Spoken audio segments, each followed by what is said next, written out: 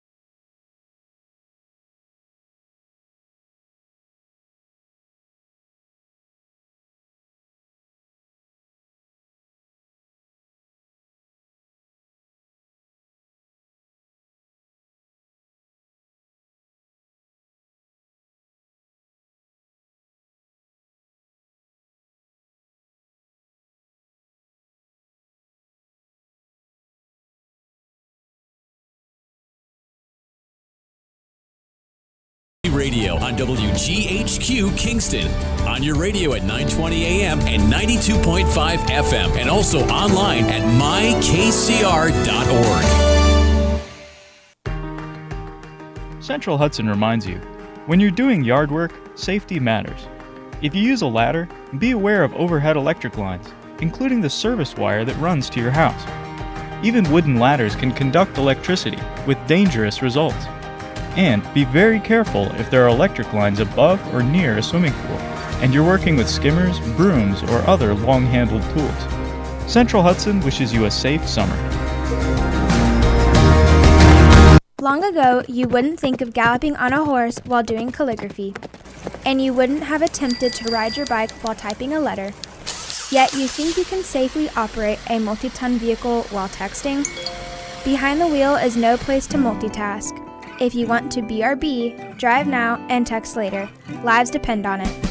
Visit StopTextStopWrecks.org, a message brought to you by the National Highway Traffic Safety Administration, Project Yellow Light, Noise, and the Ad Council. Hi, my name is Jackie Levezzo. I'm from Lake Katrine, and I support Kingston Community Radio because it is an invaluable resource to the community and its residents. This programming is brought to you by the Friends of Kevin Cahill. As a strong advocate of local broadcasting, Assemblymember Cahill urges you to support Kingston Community Radio with your time and donations. Your contributions keep KCR vital and on the air at FM 92.5, AM 920, and on the web at mykcr.org. Please join Assemblymember Cahill and send your gifts of $10, $25, or more to Kingston Community Radio, Post Office Box 4364, Kingston, New York 12402. Together, let's keep KCR alive. Good morning. This is Rick Remsnyder, and Fran DiPetrillo will be here very soon. How are you this morning, Lawrence? I'm good. How are you, Rick? Good. We have a couple good guests lined up from Opus 40 and at 7:30, and then at 8, we're going to be joined in the studio by Lisa Berger, Director of Tourism, and on the phone by Maria Totoro, who's going to tell us all about the Phoenicia International Festival of the Voice. You ever been to the Festival of the Voice? Not in Phoenicia. No. It's a great thing, really. You know, it started either 11 or 12 years ago in Phoenicia, but because of the pandemic, the last 2 years, they had to hold it at Tech City outdoors. And they bring a stage in as, you know, socially distanced and all that. But not this year. This year they are. Yeah, one more year. One more year of social distancing? They didn't get the memo? I think it was a little, we'll let Maria talk about that. But, you know, there was still, when they had to make all the plans, it was still a little up in the air because they... I hear you. Actually, this week, the other day, after Cuomo announced the thing, was the first time I didn't have to wear my mask in Market Basket. I've 15 straight months of wearing my mask in Market Basket, and finally they said if you're vaccinated, you can take them off. Yeah. So yeah. Well, it's nice not having to go into the grocery store and wear them either. You know, when you're going shopping and stuff. It's a little confusing because some of the places are still requiring masks, and some aren't. If the people working there aren't wearing them, you don't have to wear one. Right. Yeah. Well, I notice. As you know, I go to Quick Check every morning, the one in Lake Katrine, and I would say 90% of the people are not wearing masks. Yeah, they're probably the ones that have the shot. Yeah. You know, I was in the Ulster County office building, or, you know, we're DMV building yesterday, and it was the only sign that I've ever seen. Now, I didn't have my card on me, so I had a mask on me, but it says if you don't have a card, you got to wear a mask in here. Even if you have a shot, it says you have to show your card to go inside. Right. To not wear a mask. So I was just there picking up Lions glasses, you know, for Lions Club, and I didn't have my card on me. I leave it in my suitcase when I travel, when I'm at the airport or whatever. So I hadn't taken it out since the last time I traveled. So I was like, I don't have the card on me, and I didn't have that app to pull up. I forgot. Yeah, Excelsior Pass. You really need to get that. It's very easy. No, I know. It is. It's a good thing. Because you don't want to remember, you don't want to forget your, actually you don't want to lose that card. So well, they have an app on the phone now that you get a barcode with it. Yep. Yeah. I have it. Yeah. we went from Festival of the Voice to Market Basket to airlines. Is it? No, we're talking about COVID cards. Lawrence went into DMV the other day, and he Yesterday. didn't have his card with him. Yeah, and it says on the door you can't go in the building without, if you want to not wear a mask. Oh, you got to show your card, and I didn't have it on me, but I had a mask on me. Oh, okay. So, so you got to go. So it's still good to keep a mask on you in those instances, right? Because if you don't have your card on you and you don't have a That's mask, the first time that I've been asked. Let me see your card. No one's. Everybody's taking their word. People's word for it. Yeah, I got a shot. Okay, come on in. Yeah, it's a little sketchy. yeah, I don't know that I believe everybody who's not wearing a mask. No. I know the three of us have a shot, so we're good. We have our shots. We have our shots. Thought that second one was going to kill me, but we have our shots. So Market Basket, can we go back to that? I love that place. Yeah, me too. You go I eat every there day. too much, and you can. It shows. Yeah, but Colleen and Kelly. they're the best. Yes. I love that place. We should have them in if they weren't busy. Yeah, you should. But they're probably open and working already, aren't they? But they did change their hours. They used to be open at like 6:37. Now they're only open from 8 to 2. Oh, okay. Yeah. So we'll have them as a 7 a.m. guest. Yeah, maybe. Yeah, you could come in All for right. a half hour. I'm going to ask sure. them. Yeah. I haven't been there for a while since, well, now that I'm retired, I'm not really going to Uptown Kingston too much. But, but it is a great place. It's fantastic. Their specials are great. They're great. Their prices are great. I mean, that's one reason I'm glad to be back uptown. Yeah, well, that's right. Well, for a while. I see the Freeman bought a building. Yeah. But our move hasn't been approved, so. Oh, it hasn't been approved. No, It has no. to be approved by the legislature? Yes. So no move yet. Oh, okay. I know it's all the buzz, but yes, Freeman's moving. But that was going to be happening one way or the other. I saw something that was really interesting in Hugh Reynolds' blog about a month ago, and he didn't identify the Freeman employee, but there was some issue. I don't want to go into the details because I don't have it in front of me, but there was an issue with one of the police departments didn't release some information that Hugh thought should be released, and so he saw a Freeman employee coming out of the Deet Stadium Diner. So he pulled up, rolled down his window, and goes, "Hey, when are you guys going to put the pressure on the police department?" And the guy said, "Us guys? We got 10 people in the entire plant. That's what it's down to now." Yeah. So, they're scrambling to, I don't know how many full-time reporters they have, but I think as far as news goes, the only ones that I believe, and somebody can correct me from the Freeman if they're listening, but the only bylines I see from full-time employees now are Paul Kirby and Pat Doxey, news, and I know Mike Strebel is sports, but, they have a lot of correspondence, but when I worked there in the good old days, we had tons of reporters, 3 full-time photographers, and now Tanya's the only photographer. So their staff is really cut way down. So you can only do so much when you have so few, right? Exactly. Yeah. So what's going on with you this morning? Oh, it's another beautiful day in Kingston in Ulster County. It's gorgeous out. So we're into day of early voting. Right. So 3 more days, today, tomorrow, and Sunday. You can still go early vote. There's 4 locations. City of How Kingston. many? Yeah, go ahead. City of Kingston, Midtown Center, Woodstock Community Center, Saugerty Senior Center, and SUNY Ulster. Those are the 4 early voting sites, and they're still open today, tomorrow, and Sunday. What has been the not Monday. turnout? I would let's imagine see. pretty light, right? Yeah, we've probably had about 1,200 voters so far. The polls opened last Saturday. But it's a very small primary, too, as big well. races? And it's Democratic, local, and 1 working families line.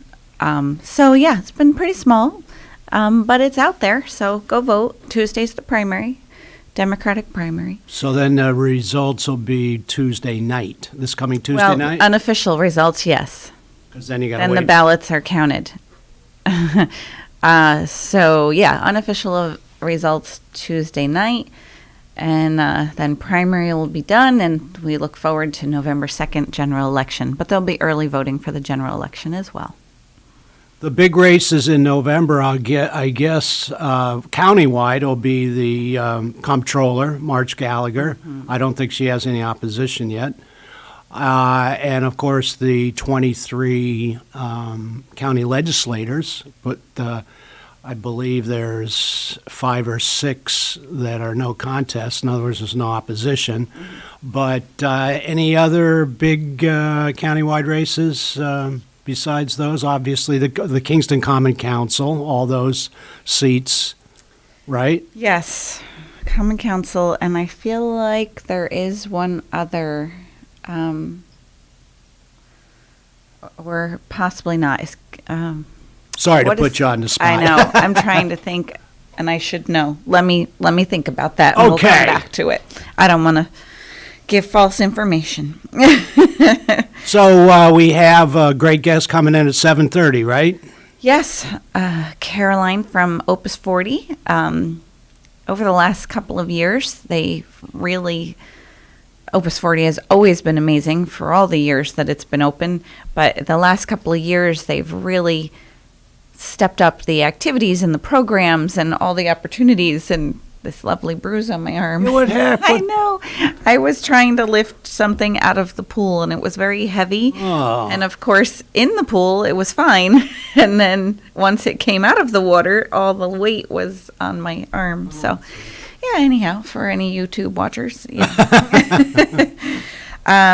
So, yeah, Opus 40. I mean, it's just endless opportunities of things they have going on. It's why I have Caroline coming in, because there's so much I can't even. And then at 8 o'clock, 8 to 9, we have Maria Totoro calling in and Lisa Berger, Director of Tourism, coming in, right? So that'll be a great hour. I'll have to miss some of it, but I can listen in once I head off to work. Okay. So, yeah, Phoenicia Festival of Voice will be here before you know it. Right? Yeah. Last weekend in August. Yep. I don't mean to wish the summer away, but Yeah, geez. June's flying by. I feel like July is going to fly by. I know, it's already June 18th. I know. How could that be? Yeah, it'll be interesting to see. I know this will be the second year that the Festival of Voice is held at Tech City, and I know they have the portable stage, and I'll be interested to see how that is set up again this year. I know that this is either the 11th or the 12th year. We'll have Maria talk about that. But when I was a tourism director, I remember when Maria Luiotti and formerly associated with Carrie Henderson came into our office at 10 Westbrook Lane, and they talked about they had a one day with like 3 performances, I think, in Phoenicia. And from then it has just, blossomed into a tremendous event. I encourage anybody to please go to the one at Tech City when it comes up. It's just a one-day event. But I'm kind of partial to the one in Phoenicia because it's such a lovely setting there and right in the middle of the hamlet of Phoenicia, outdoors. And they've always been really fortunate. I've attended 4 or 5 of those, and they always have great live performances, and they've been blessed with good weather. But I'm sure with the pandemic and everything that, they had to, 100%, not 100% sure what they would be able to do this year. So at least they know that their performances will go off at Tech City. So, and Lisa, Lisa Berger has been working with Maria and Totoro and Luiotti. So I'm sure we'll talk about the county participation in that. So that should be fun.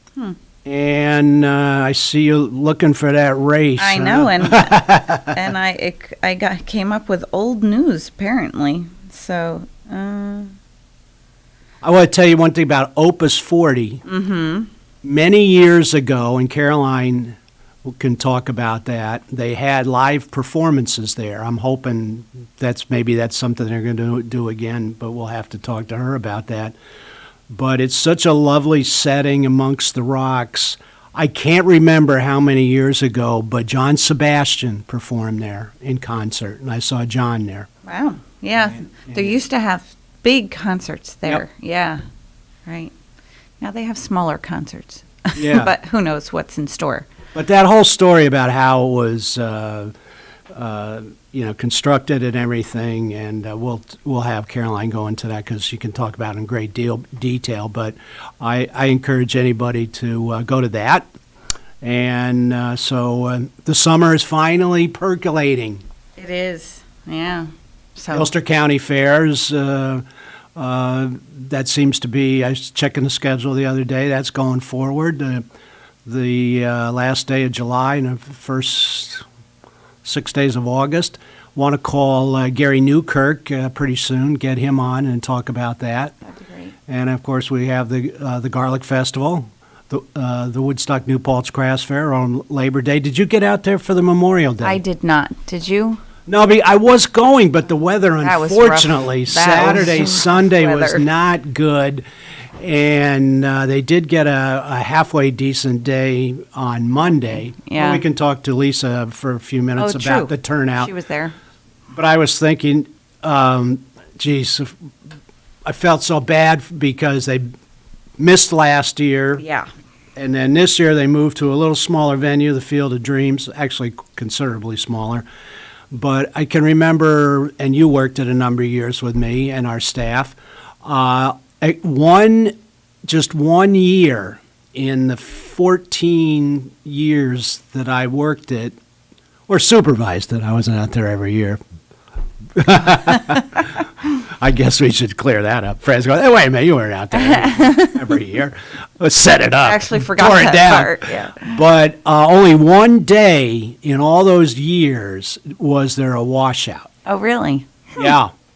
And it was really bad. It was really coming down. And I remember it might have been part of that whole Irene or something. But remember when we had a bad week there and we had a lot of damage to the county. But we did have to pull the stakes there about 2 o'clock. Oh, wow. And Gary Newkirk, or not Gary Newkirk, Neil Rubenstein made the decision. But other than that, they've really, in all the years, they had a lot of great weather, so I felt bad for them coming back Memorial Day. So They've had some extreme hot weather days. Yeah. Ironic, like just all of a sudden blasted with heat, and they did have some rain, but nothing where they had to close it down. Yeah. Yeah. It's really a high-end, I like to think it was a high-end fair and a lot of great crafts and everything. They Yeah. have performances. The thing that I always liked about the Woodstock New Paltz Crafts Fair is that, and it's hard because they have Memorial Day and Labor Day, but they did a great job of with the vendors turning them over. So it wasn't the same old every year. You had always new people coming in. Right. New food vendors, but mostly new artisans, which was really good. So they did a great job. Mm-hmm. It's about 20 after 7. This is Rick Rem Snyder with Fran DiPetrillo. If anybody wants to call in, 331-9255, please do. I was hoping to hear from Brian Waltman. If you're out there, Brian, I'd love to hear from you because I wasn't here, obviously, last Friday. But I wondered why the scores were so high at the Hurtigan qualifier at Twaskill, with the exception of an unbelievable round by Patrick Bradley, shot 63. Unbelievable. And he did the Hurtigan happen yet? No, that was the qualifier. That was the qualifying. And and he shot a 7 under 63, which is remarkable. But the scores were really high at the Hurtigan. I covered it for a number of years for the Freeman. I think the cut was 90, which has got to be one of the all-time high cuts. So I'd be interested to hear. I heard it was maybe a little breezy, but how breezy could it be if one guy shot 63? But but who knows? He must have been on fire. This is the week of the U.S. Open for golfers out there. The first round was held yesterday at Torrey Pines. They didn't complete it, but because they had fog. There's a lot of fog on the West Coast. I mean, really, it was delayed for almost 2 hours. Well, fog delay. Was Dan watching? Or? Yes, he was. I've heard a lot of golf. He DVRs it. I've heard a lot of golf in the house lately. Yeah. Well, the thing of it is, it's on the West Coast, so, it's actually all day, and plus it's on NBC, as it on primetime. It goes from, the golf, it's on Peacock early, and then if you have that streaming service, and then Golf Channel takes over at 12:30, and then after the evening news, NBC carries it from 7 to 11 or something, or until the play is suspended, I guess. So a lot of great golf if you're a big golf fan. So the leader is Russell Henley, an unknown kind of guy. I'll make this prediction. He won't win. Okay. But Brooks Koepka, who has won the U.S. Open twice. Fran's going, oh, God, all this golf talk. But anyway. No, because Brooks Koepka is, who is he, who's not playing well in the sandbox these days? Oh, him and Bryson DeChambeau. Oh, yeah. What do you think about that, Lawrence? Do you follow that whole thing? No, I don't. I only watch golf when it's... Wait, is the Tour Championship this weekend? Oh, my God. U.S. Open? This US guy... Open. U.S. Open. Now, the Yeah, I Tour don't really Championship's at the end I of used the to play year. golf all the time when I was in my late 20s, early 30s. I don't really play that much anymore. I brought him I got them. They're a on my desk. sleeve of Ulster County, former UlsterCountyAlive.com golf He balls. still has them. I do. In the box. That's okay. You can display them proudly, but... No, I mean, I do. I really don't have time to play golf, or I would go out there and do it, Yeah, I know. And I don't have a lot of friends that play it anymore either. That's the big thing. A few of them moved away. And like I said, I used to play all the time at night at Green Acres during the summer, 6-7 years ago. Yep. I just don't play that much anymore. My friend Javier moved on. He lives in the city now. And my other friend, he doesn't even play golf anymore. So it's just me and my clubs. And sometimes when my uncle comes down to visit for Giant games, we'll go shoot 9. I'm getting you out this year. There you here we go. I'm getting you out. You mentioned Green Acres. I'll be there at 9:15. Not that anybody cares, but course is in wonderful shape. Brian Bonesteel, I can't say this enough. Folks, if you really want to have an enjoyable 9 or 18 holes, and it used to be called, the nickname was Easy Acres. Oh. It's no longer Wow. easy because there's water, and he's tight. Water? Where's their water? Okay, let me see. The second hole and the third hole, there's a pond between them now. The Really? par 4, a little dogleg to the right. Yeah. And then the par 3 coming up, so there's water there. He also has water on the sixth hole, which used to be, it's still a drivable par 4. What, that long 5, you mean? That part, there isn't a par 5 there, is No, there? there's 2 par 5s back to back, 4 and 5, and then 6 is a short par 4, but he opened up some water there.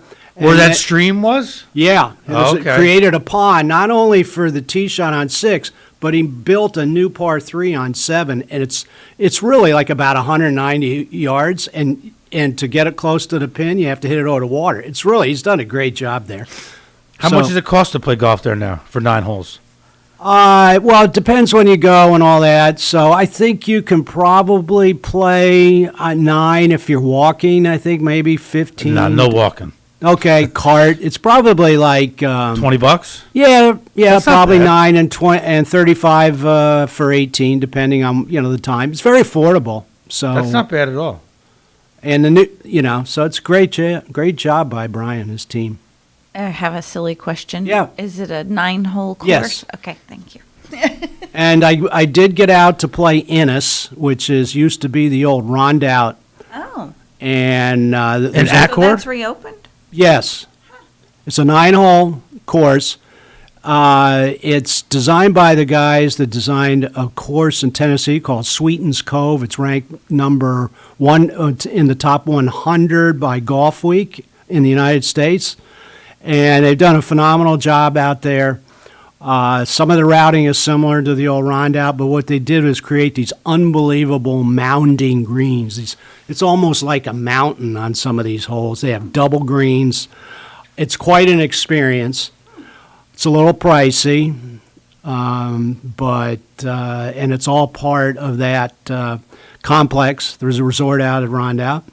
And we need to get John DeForest, the head pro. He's going to come on one of these days, and he's going to talk about the whole thing. But there's a lot of buzz, not only in Ulster County, but there's these golfers from all over the country that have played Sweetens Cove, which is phenomenal and is really nationally recognized, as I mentioned.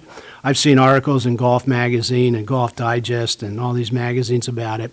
They're actually, when I was out there a couple weeks ago, John told me the course wasn't even open. He already had 150 emails, mostly from people out of state, want to know when they could get out there and play that course. That's fantastic.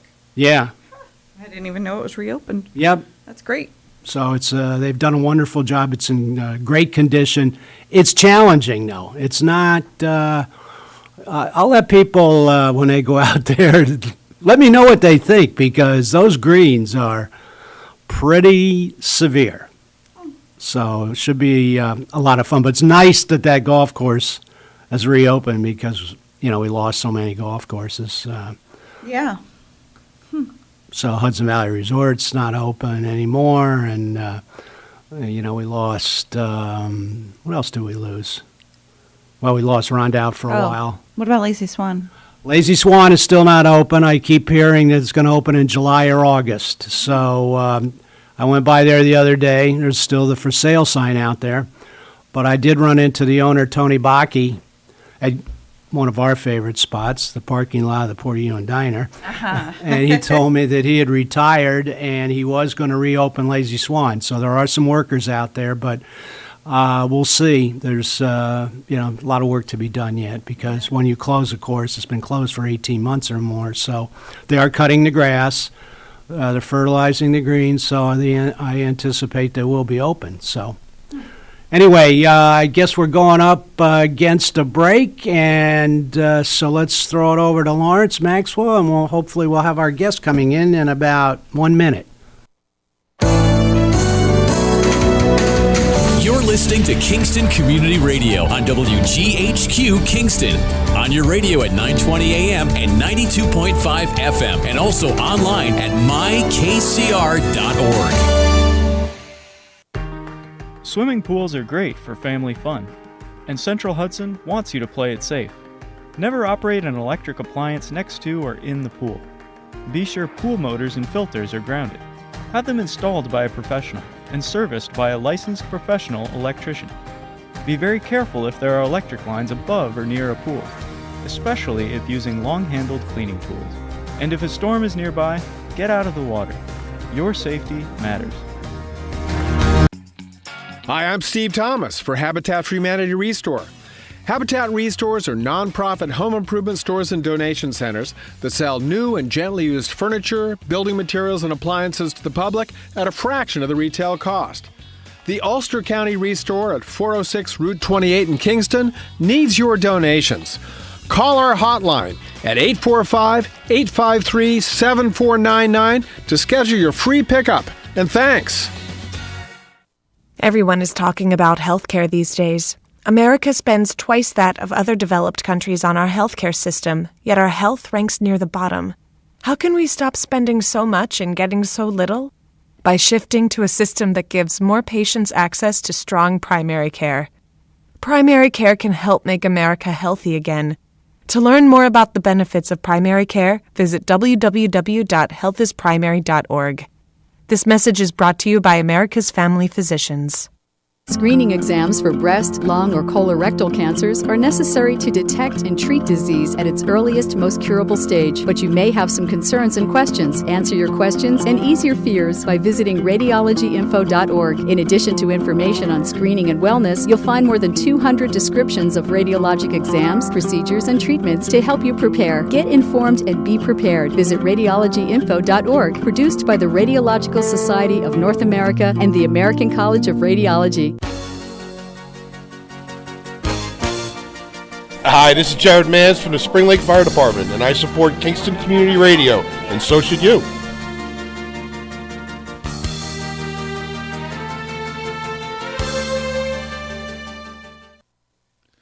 This portion of Kingston Community Radio has been brought to you by the First Savings Bank in Ulster County that still remains local to this day. Ulster Savings Bank, a community bank that's invested in local business, invested in community, invested in you.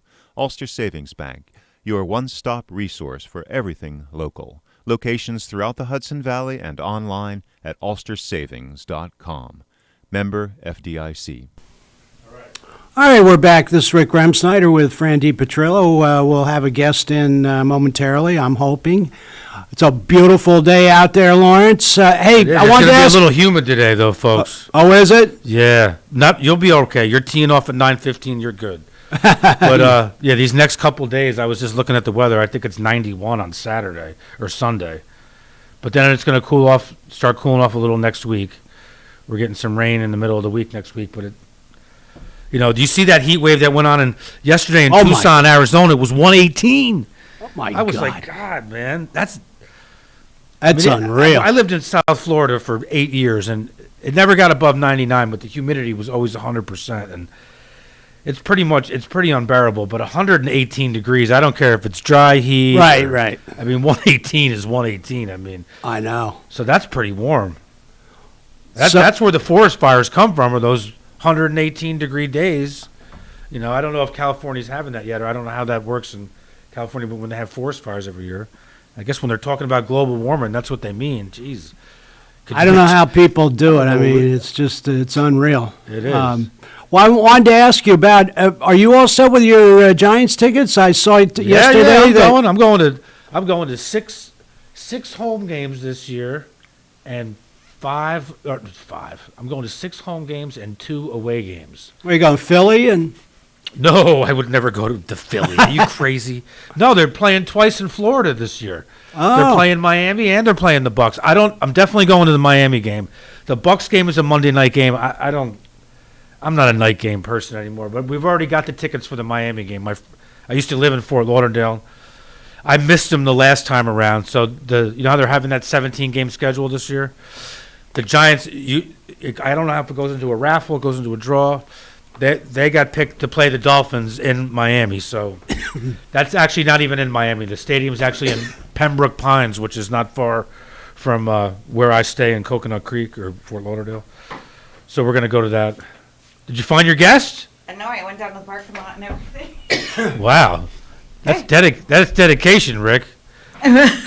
Go find your guest in the parking lot? I did feel like I was tracking her down. Maybe she's at 82 John Street. I gave the address. No, I know. Okay. The reason I said that is earlier this week, we had a guest on that hadn't been to the new studio yet. They went to John Street, and we're like, he's like, I'm outside, I'm banging on the door. Oh. We're like, dude. Is that building just vacant now? 15 months ago. No, he just hadn't been around in a while, so he just assumed that we were still at 82 John Street. No, I mean, but has anybody taken over your space there yet? Or No.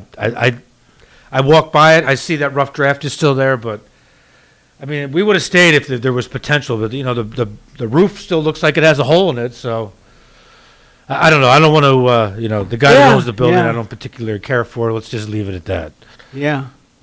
One of the things that is, and Frank can talk about this, is concerning. No, go ahead.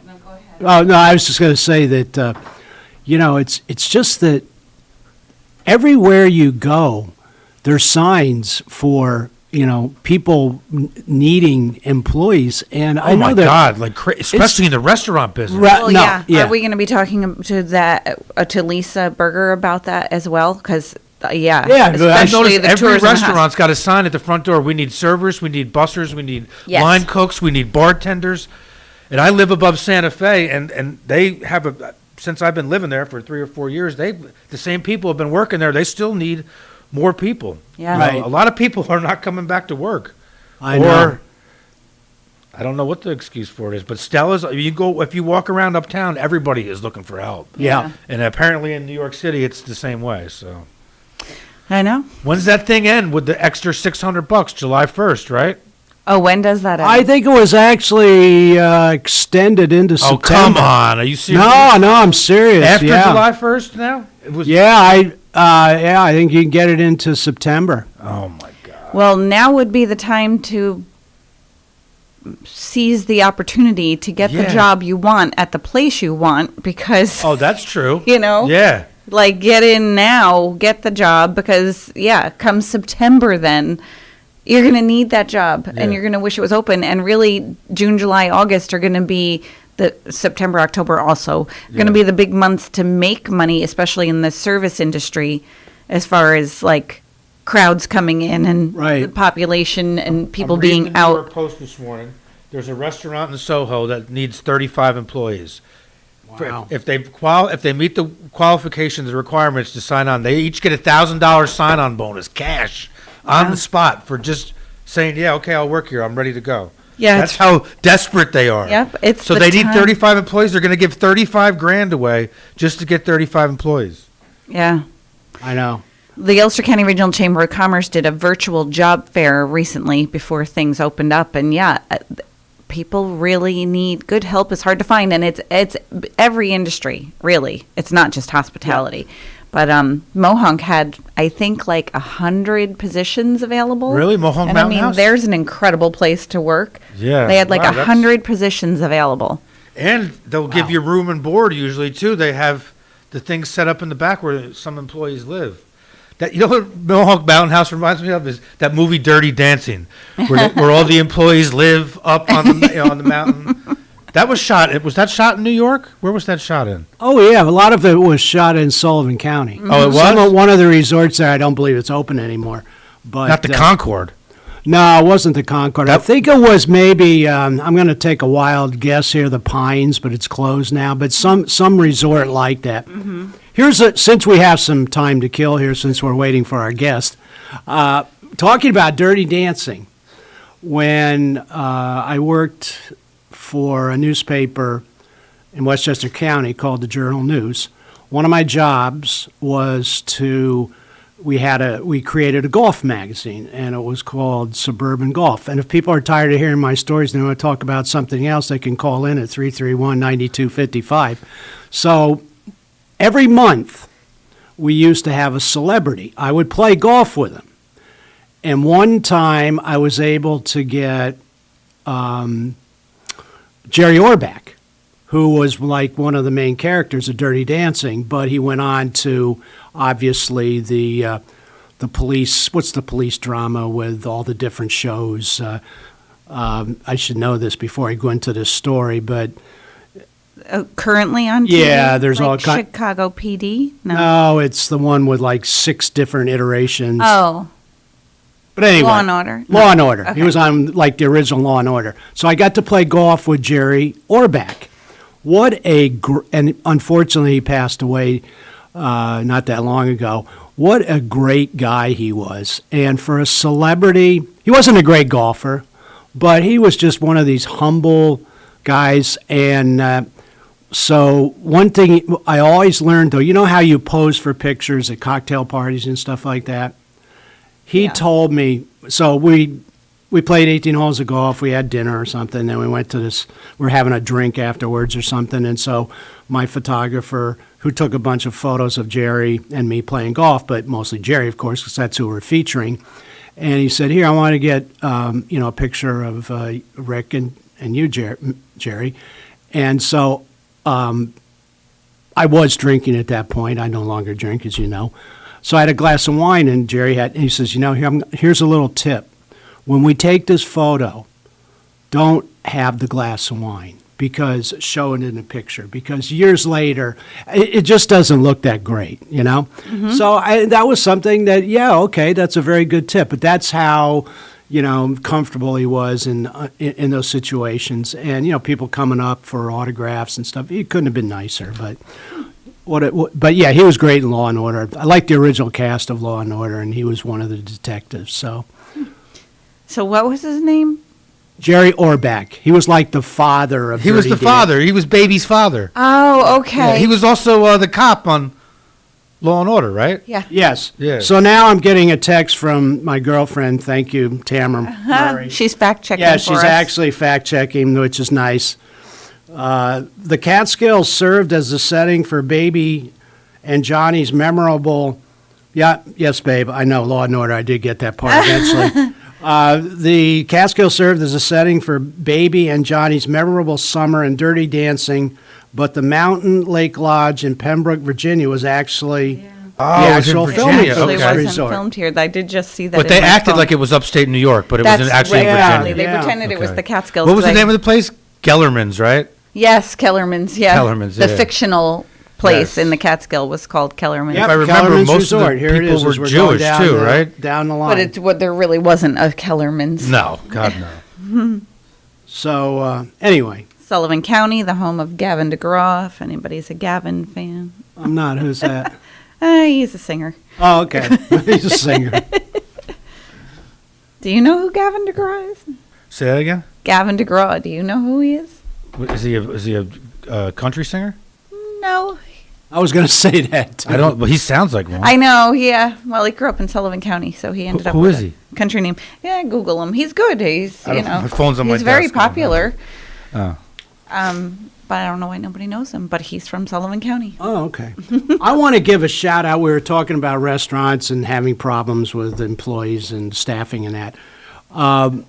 Had dinner, my girlfriend and I, about 2 weeks ago at the River Pavilion in Hutton Brickyards. Have you been down there yet? No, and I missed my opportunity. I was supposed to go with Jess from the Ulster County Regional Chamber of Commerce. So how was it? Great. It's a beautiful setting.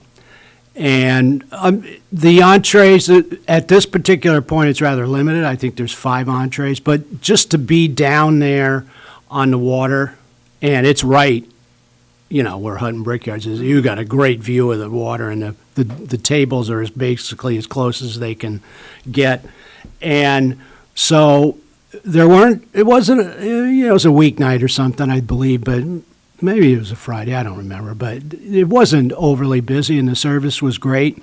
So then last week, I decided the agency for Ulster County Tourism was coming in, and but that was for another time. But anyway, we wanted to go, we're thinking about going there, having them there for dinner. They were here yesterday.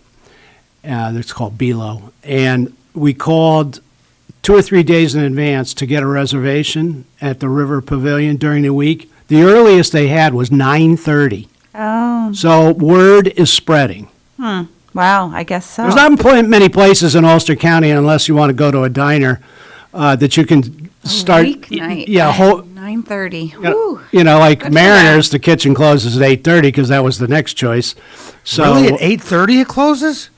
Well, that's during the week, yeah. Kitchen, yeah. Oh, during the week, okay, because it could be like that on the weekend, though. Yeah, no, this is during the week. So, Okay, So you yeah, ended that- up at that Santa makes Fe, uptown?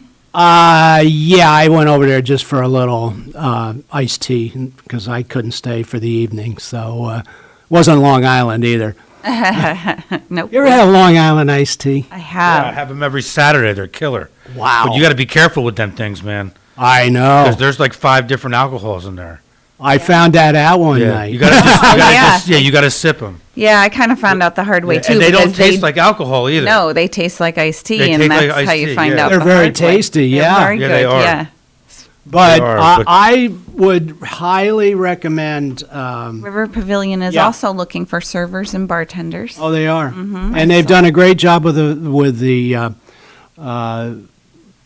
I don't want to describe them as cabins, but they're nice little facilities they have there, accommodations, and they're also very close to the water, a great view, and they're. I think the expectation is eventually that space where they had Bob Dylan perform a couple times. It's a great space there, so I'm not going to be surprised to maybe not down this by the year. Brickyard, you mean? Did Huh? they perform down there? Yeah, Down by the Brickyard? yeah, Yeah. yeah. So I could. That would be a fantastic place for a number of concerts. I know UPAC had Dylan there a couple times, and so anyway, and I would highly recommend among our many great restaurants the River Pavilion at Hutton Brickyards. So, and I'm a little finicky, and the food was excellent, Oh, very good. and the service couldn't have been better, and the people are very nice. Obviously, they're trained in hospitality; they know what they're doing. Right. The owners Yeah. have various places Yes. other than this. So I think they know what they're doing. Yeah, so that's something that I would tell people. That's great. But call early because Yeah, I guess so. 9:30 was the earliest could get on a Thursday evening. Wow. So What'd you have? I believe. Let me see. What did I have? I believe I had salmon, but it was very good. All right, I'm going to have to go check it out. River Pavilion at Hutton Brickyard. Yeah. But call in advance. Yeah, definitely do that. Need a reservation, even on a weeknight. Yeah, no. So I'm glad to see they're doing well. Things have been busy uptown in your travels during the. Everything is. Yeah, restaurants are busy. Everything is busy. I've even noticed more people at the grocery store since Governor Cuomo has lifted the the indoor masks and all that. There's a lot more people out too. Yeah. Well, we hit the 70% threshold on the first shot, the first vaccination. So a lot of, that's pretty much everything's, not everything, but most things are open. And I know I got an email from the Jets, because I'm a Jets fan. Don't ask me why. I knew must have been something wrong about you. Well, yeah. Oh, that's right. You like the Jets, the Nets. And the Mets. And the Mets. Yeah, so it's kind of. I'm not a big Jets fan, but that's good I still like the Giants. But I got an email from them that, obviously tickets are available for the Jets because they're so horrible. But it was max capacity, 100%. Yeah, they're at full capacity, but you got to have remember, now we're not going until September. So you still got it's not even summer yet. It's not going to be summer till Monday, technically. Right. So you have to have a card or like the thing we got. Yep. With Excelsior Pass. You got to have that or the card to get into the stadium. They're not going to do what the Yankees are doing. They're not going to segregate half the stadium and put vaccinated people on one side, unvaccinated people on the other. They're saying by September everyone should have a shot, or at least one shot. Yeah. But you got to have that card to go. And I know a couple of my friends that are season ticket holders. They're already trying to sell their season tickets because they don't want to get a shot. I'm like, don't you want to go back to Giant games? And they like the Giants just as much as I do and have been going for many, many years. But I don't know what their reasoning is for that. Why wouldn't you just get the thing? And the worst case scenario, I had a bad headache for like 4 or 5 days. That was my side effect. Fran didn't feel well for a couple days. I agree. I think it's an individual matter of preference. I think there are some people that are concerned, like it's a down health the issue. road, what, right? There are these rare cases, though, where there are complications. I was watching something the other day, and a family, and I'm vaccinated, and, I think everybody, they should strongly consider it, check with their physician, but there was a case where a young teenage athlete came up, after the first shot, developed some complications, and he was in the hospital with some blood clots. And then his father was, same thing, and had like 100 blood clots, and thank goodness they both survived. But you hear those rare things, the percentage is low, but people see that and they get scared. It's their choice. If they don't want to get one, hey, they don't have to get one. Yeah. But let me ask you guys, before we even knew what COVID was, did you guys get a flu shot on the regular every year? Yeah, I do. Flu. I did, yeah. I mean, only because I've known people that had the flu, and I'm like, I'm not getting that.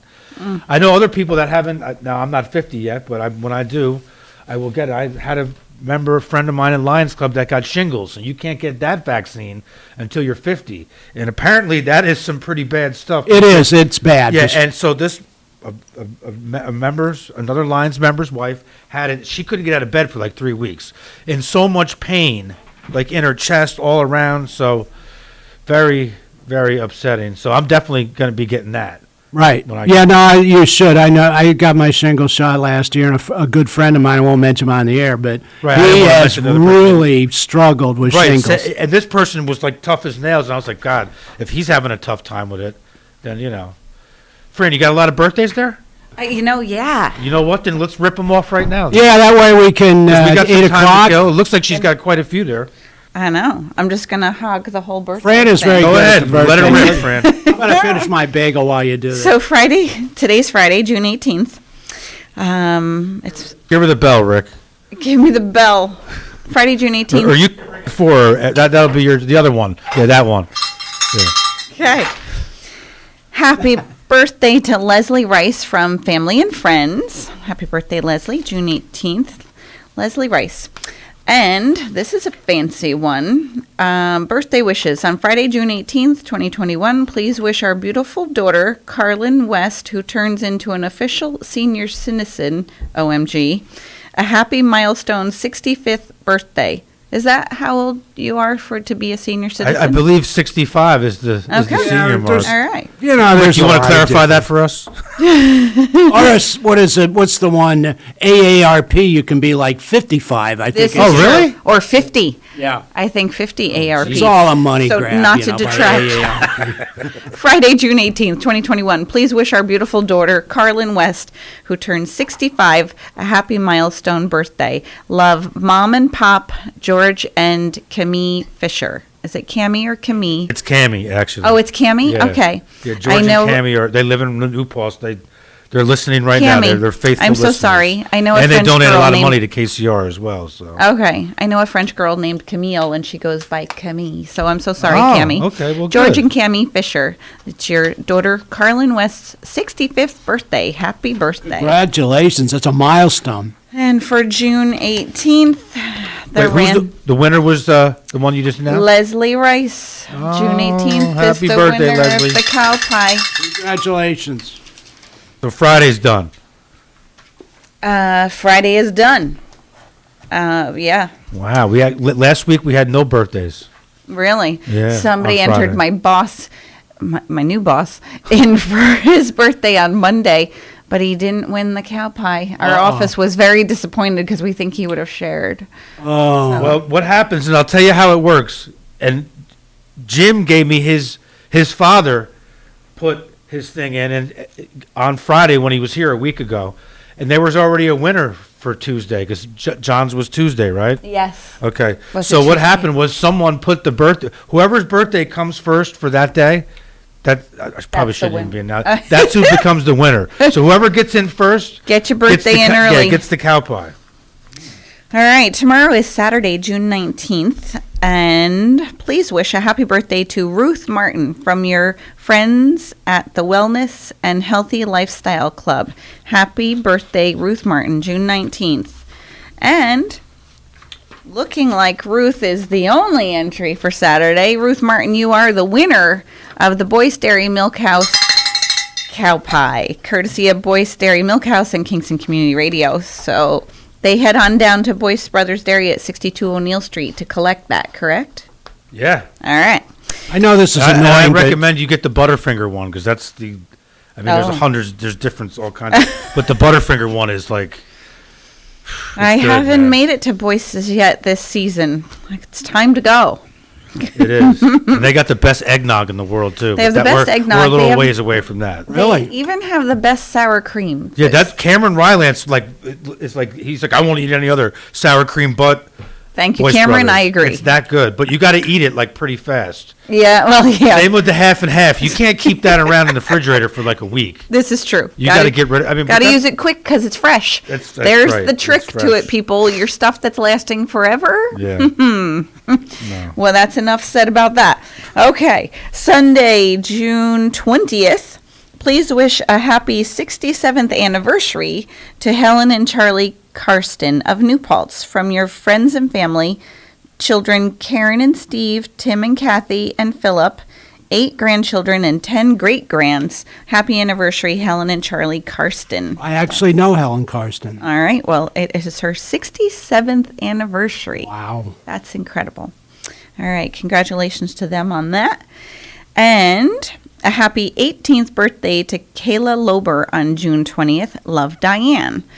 And the winner of the cow pie from Boyce Dairy Milk House is Kayla Lober. So go on to 62 O'Neill Street and collect your cow pie from Boyce Dairy Milk House and Kingston Community Radio.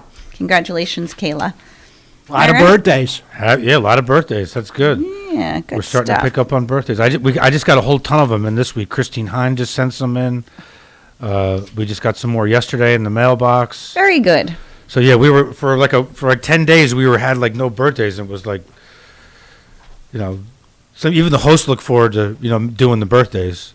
So we have a host on Wednesday that when he doesn't have birthdays, he's like, I can't believe you guys are passing up a free cow pie. Like, so happy birthday to everyone. All right, so you guys want to take a break right now, and then we'll come back with Lisa? Sure, we'll have Lisa.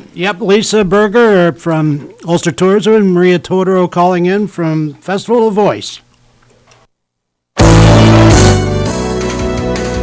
You're listening to Kingston Community Radio on WGHQ Kingston. On your radio at 920 AM and 92.5 FM, and also online at mykcr.org. Central Hudson reminds you that summer thunderstorms can strike with strong, gusty winds, knocking down trees and power lines. If you see a downed power line, call 911 immediately to report it. Power lines can carry an electric current strong enough to cause injury or death. Stay at least 30 feet away from a fallen line. Don't try to move it or anything that has come in contact with it. And never drive over a power line. Remember, your safety matters. There was this one time I went snorkeling in the Caribbean when I was a kid. It really just blew my mind. We saw the most beautiful corals. I remember thinking they were waving at us as they moved with the ocean. And then there were all these amazing fish. I'll never forget it. It completely changed the way I look at the ocean.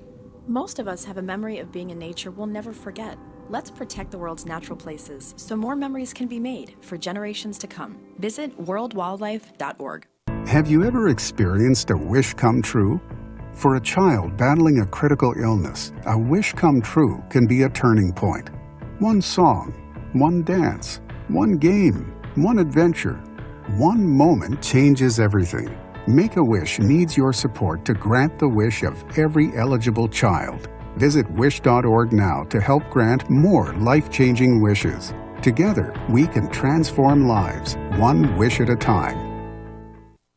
This is the story of Daniel, who was born 2 months early. His lungs weren't ready. His heart wasn't ready. His parents could only hope that one day he would leave the hospital healthy, and they would all live happily ever after. Daniel's is just one of the more than 500,000 stories of babies born prematurely last year. You can help the March of Dimes stop premature birth and bring more babies home healthy. Learn how at marchofdimes.com. Working together for stronger, healthier babies.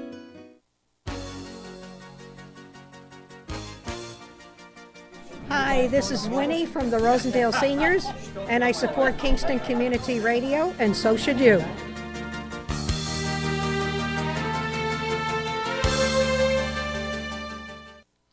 This portion of Kingston Community Radio is brought to you by Ulster Savings Bank. Visit their newest branch, conveniently located at the Ulster Commons Plaza in Lake Katrine. Experience the difference that local community banking offers with the convenience of another great location, easy access, plenty of parking, and a 24-hour ATM. Ulster Savings Bank, invested in community, invested in you. Member FDIC. Yeah, maybe. Hey, we're back. This is Rick Remsnyder with Fran DiPetrillo. It's Friday, June 18th. Beautiful day out there. It's going to get to about 80 degrees. And now I'm ready to welcome one of my all-time favorite people, not only in Ulster County, but the world at large, Maria Totoro of the Phoenicia Festival of the Voice. How are you this morning, Maria? Hi, Rick. It's so wonderful to be with you. I'm absolutely thrilled to spend time with you. Good morning, Maria. Hi, Fran's here too. Hey, Fran! Oh, that's wonderful. Yes, Nice I'm excited to be with the two of you and ready. Yes, and we'll have Lisa Berger joining us soon. Wonderful. So just as a little background, what year will this be of the Phoenicia International Festival of Voice, Maria? The year was 2009. It's been now almost 12 years. So this is the 12th one, right? Yes. Wow. It is. Yes, it is. Yes, it is. And we still standing and growing and advocating, innovating from our grounds. We're still here. We're still here, and we're still strong.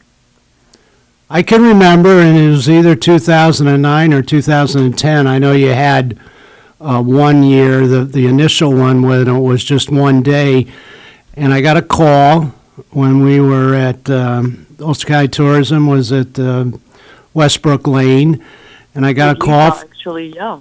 What's that?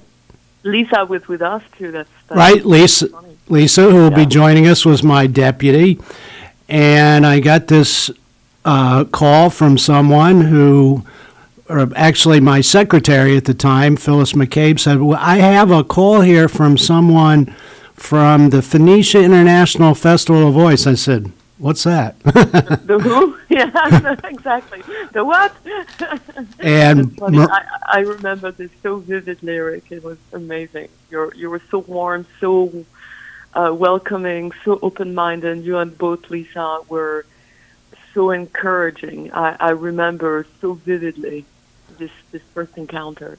Well, how could we not when we had 3 world-class performers living in the hamlet of Phoenicia or close by? Your husband, Louis Odie, and of course,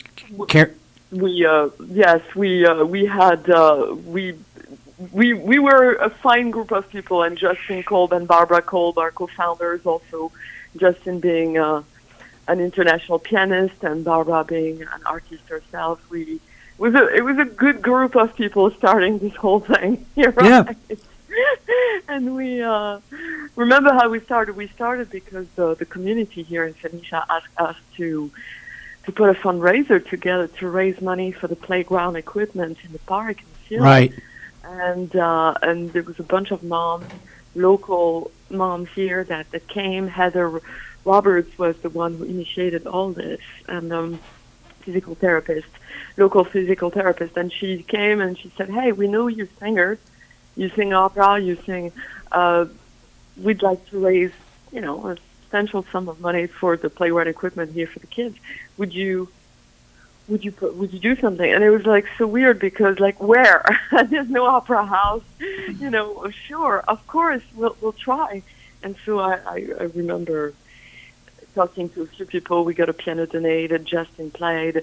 We built a choir for the occasion with the people in town and around, and we said, I'm going to donate 4 or 5 hours of training, and then you can sing 2 songs. And it was Carmen, I remember. You can sing 2 songs with me on stage, and thinking that, if we had people on stage with us, then they will invite their husbands, wives, grandma, whatever, and we will have an audience. But it became, the choir was about, 80 people right away. And then we had about 800 people under the rain that came to see an opera under a tent with plywood on the grass in the little park of Phoenicia. It was just so, surreal. And from that point, we start bugging you every year in your office, and always, when you were at tourism, you've always been so supportive. And I think that you and Lisa and Fran, and really, you really understood the importance of the art.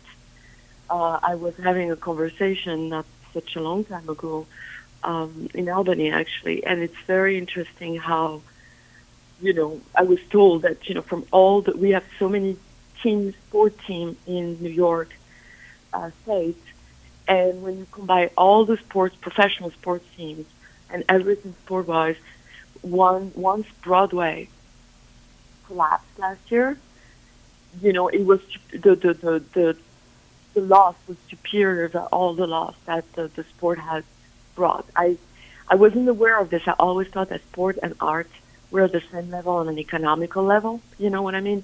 But I was told, and we have data that says that the arts have brought to the United States more money than sports, and specifically Broadway in New York. You know, the art. So you always understood that. You always understood the importance to nurture performing art in Ulster County. I've always felt so encouraged, and the proof is still in the pudding. Look at me being talking about it here, and I'm so grateful for all that you did, you, friend Lisa, and I'll tell her when she comes again. It's an adventure. It's a wonderful adventure to be putting an opera festival in our hood. You know, your hood, yeah.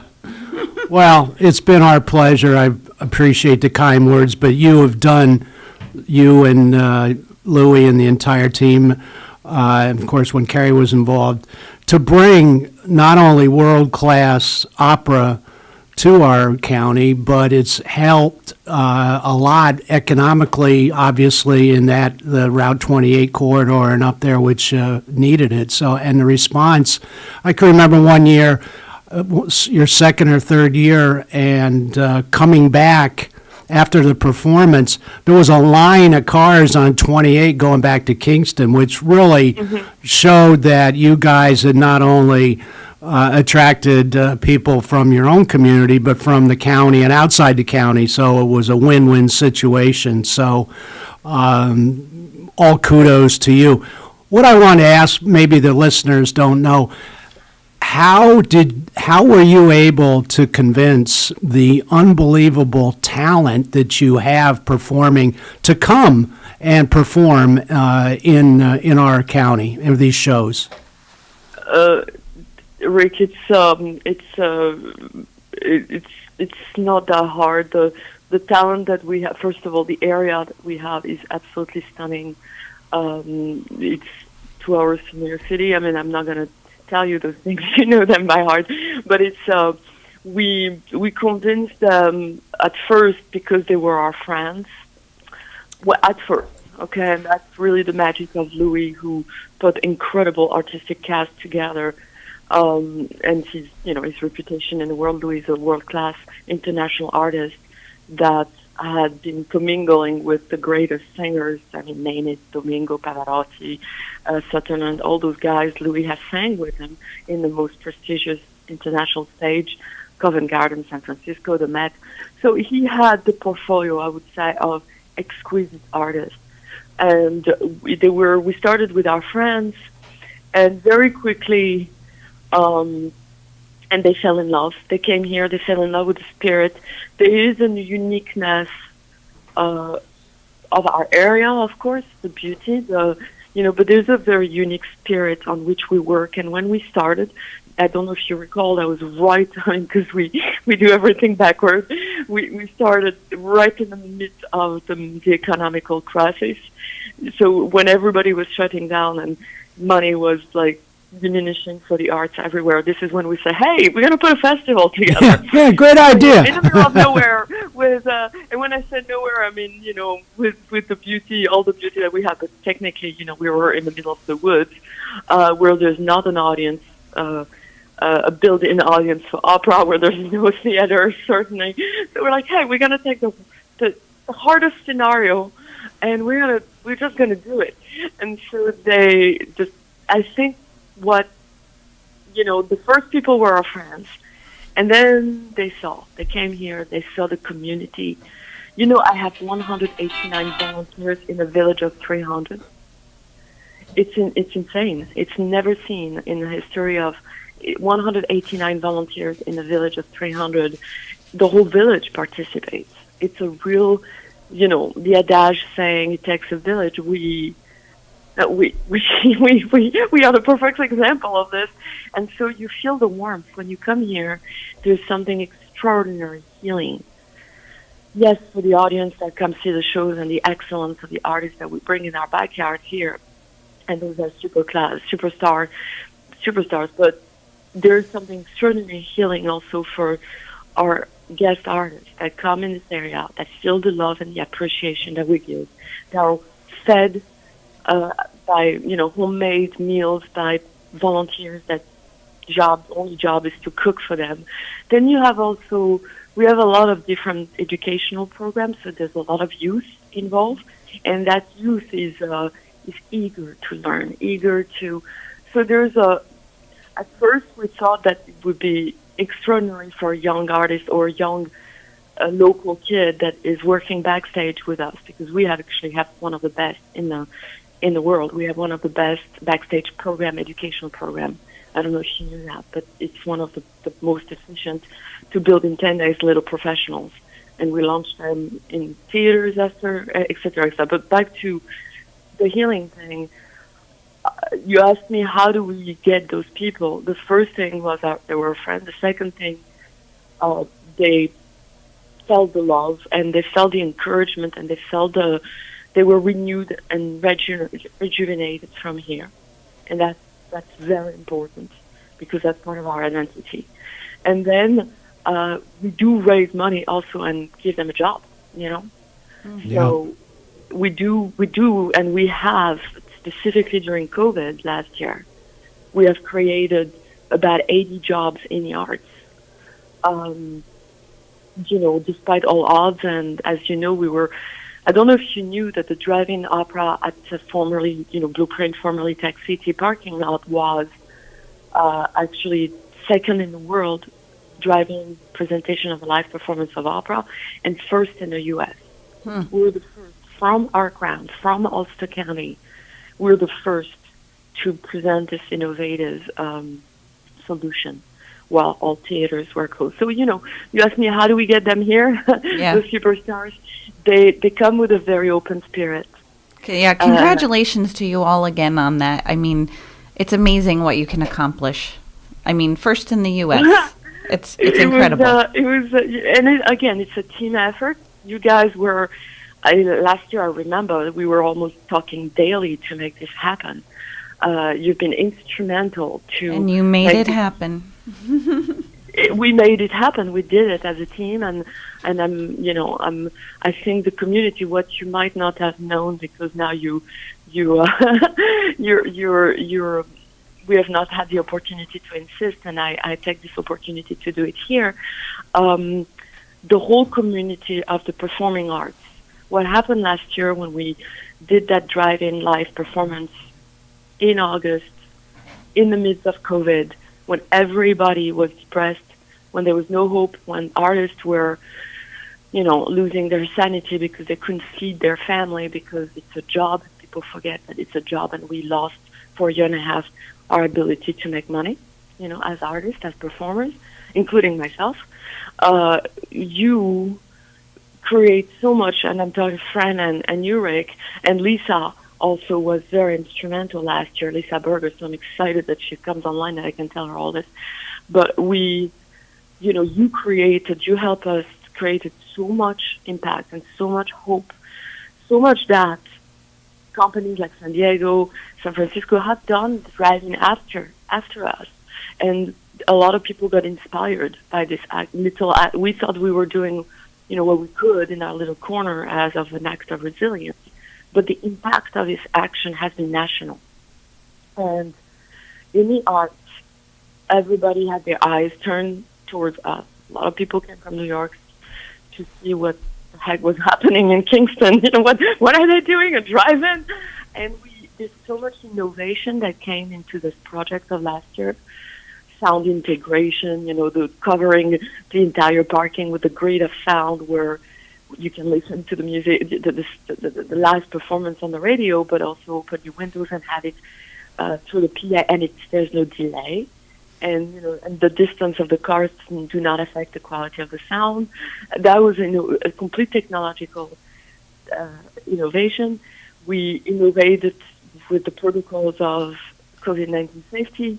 We were one of the first to apply some kind of protocols backstage, So we had to. We innovated with the virtual reality bits that we present in the whole volumetric. We innovated in so many areas last year out of necessity. And all this from our grounds, and all this thanks to you guys. It was a lot of hope that we gave, and it was quite something to be able to be part of a solution. I just want to remind our listeners you're listening to Maria Totoro from Phoenicia Festival of the Voice. And I am unfortunately going to have to sign off, but it was great to speak with you.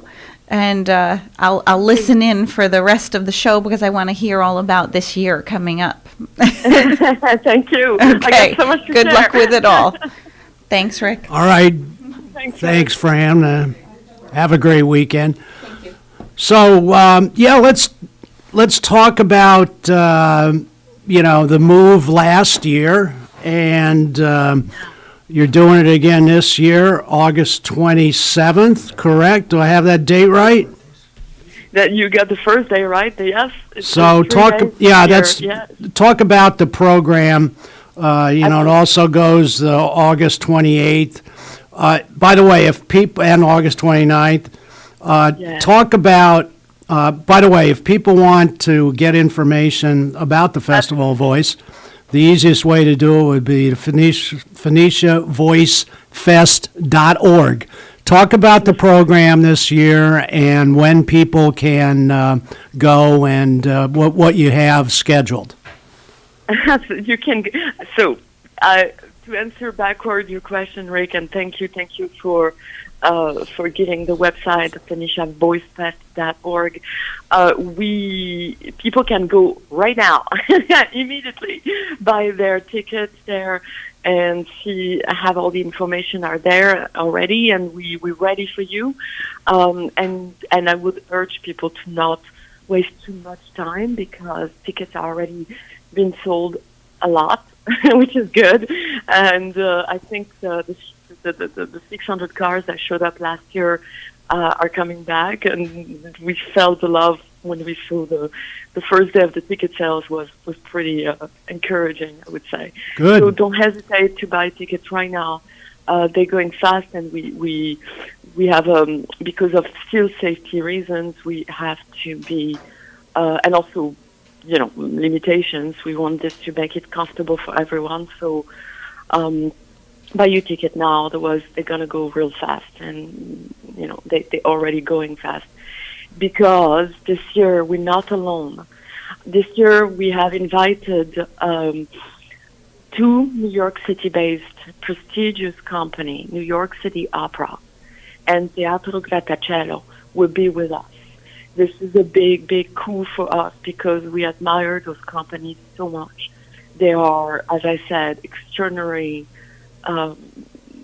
important in New York City. They have done so much for the arts per se. New York City Opera is, is a giant in our industry, and Teatro Grattacielo are giants in innovation in our industry too. And so they will be with us. The 27th, Teatro Grattacielo is presenting L'Amico Fritz, which is a light, beautiful, beautiful opera, more on the side of rare, in the sense that it's not the thing that we see every day. And Malena Dayan, their stage director, young female stage director, is extraordinarily creative. And what she's doing, if you guys know about the Van Gogh exhibit, the whole immersive Van Gogh exhibit, she's working on something similar to use our white tents to project, to immerse. It's going to be amazing. And I would encourage the audience to really go see that show. We reduced, at the time, I'll explain the whole program, and then I'll explain why the shows are 90 minutes. So that's for the 27th, the Friday 27th, Teatro Grattacielo will present L'Amico Fritz, which is a heritage opera. It's it's Mascagni. It's the same guy that did Cavalleria Rusticana, which are for the aficionados. Those are very traditional opera, Mm-hmm. But it's a rare one. It's rare to present L'Amico Fritz, so already that, and the cast is stellar. They're bringing superstars. It's really great. We are presenting the festival itself, your festival, your local guys are presenting the 28th. We're presenting Pagliacci. Pagliacci is a very known. You have like the big tenor aria. Everybody will recognize it, and it's exquisite. But I'm the stage director. I'm gonna modernize it. We're gonna do it nowadays, and we're including circus people. So we're gonna have the Westchester Circus Art coming, and they're all Big Apple artists, and they're gonna be part of the storytelling. And you're directing that, right? And opera. You're directing that, right? I am directing that one, yes. And again, we have superstar Marcelina Bauscher, Eric Brooks, Troy Cook. Those are names that you would see on the stage of the Metropolitan Opera. And Maestro David Rowe will be conducting our orchestra. All those pieces will be orchestra accompanied. And the third is New York City Opera on the 29th of August. We're presenting Rigoletto. That's a big classic. It's an abbreviated version of it. It's a 90-minute version. We're all 90 minutes. And but they're bringing some lavish costumes that have been made in Europe, very faithfully to the tradition of Grand Opera. They will represent Grand Opera. So we have, the first night is a very immersive, virtual, modern, technologically savvy presentation of a traditional opera. We have this very modern, relevant, you'll see we're trying to make an audience that's never been to an opera completely connect with the art form. In our staging, it's very important for us to not be that kind of pompous, loud, irrelevant art form, but very vivid, very compelling to anyone that comes to see an opera for the first time. I think that they will completely, that you've been exposed or never exposed, I think you'll have an amazing time. And we all have super titles, so even if it's sung in Italian, everybody can read the story and understand, but there's also this magnificence, and people will be in their car or outside their car picnicking. I think Blueprint is planning on having great vendors on site, and we're going to still respect COVID-19 protocols, so people outside will be contained and separated, the right way. This is why it's important to buy the ticket now. Like this, we guarantee that you have your spot, and you'll be very safe. And so we still, abiding by those very safety savvy protocols, and so you'll be protected. We got you if you come. But you can also enjoy a glass of wine watching this incredible music coming out of the stage on our jumbotrons. Like this, you don't miss one detail. We have this great director, James Sapione, that is a switcher, a director, film director at Lincoln Center, who has done the work with us last year, and he doesn't miss one, important element in the opera. You will see the face of the singers in big on the screen. He doesn't miss one expression. So if you've never been to an opera, this is really a great to discover the art form. If you have been to an opera, I think that everything you love about opera would be respected. Well, and so even if it's a modern presentation, even if we have circus elements, even if you'll be surrounded by artists when you're in your car, there's going to be things happening around you in the parking lot. So we're transforming this parking lot into an incredible performing art playground. I cannot say it better. And we do this in a very short time. In a week, everything is mounted, show has happened, the rehearsal has happened.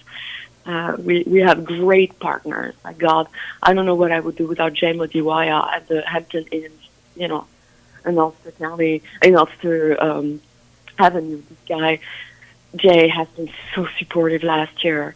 Jay is tremendous. He's always been very helpful. Oh my God, yeah. Generous. The Hampton Inns, the Hampton Inns in Ulster Avenue, they rock. They're just like, and also Twin Gable and in Woodstock and the Ontario Mountain House in Boysville. Those people have been. There's so many wonderful supporters. I can't even tell you how much I appreciate the support of Cheryl Bowers and Stephen Hack and Samantha Iwan, that also savings and round out. I could go on and on and on, and you know how much I love World Todd too, and the Chamber of Commerce, who's been so supportive like you guys have. And of course there's Lisa Berger she coming or what? When is Lisa coming? I don't know. Maybe she's on her way. But what I wanted to ask you is, I'm assuming that you only had one performance last year. You must have been happy with the way things went if you're expanding to 3 performances this year. Is that it? Well, here's the thing. We were planning, actually. Yes to your question. Yes, we were happy.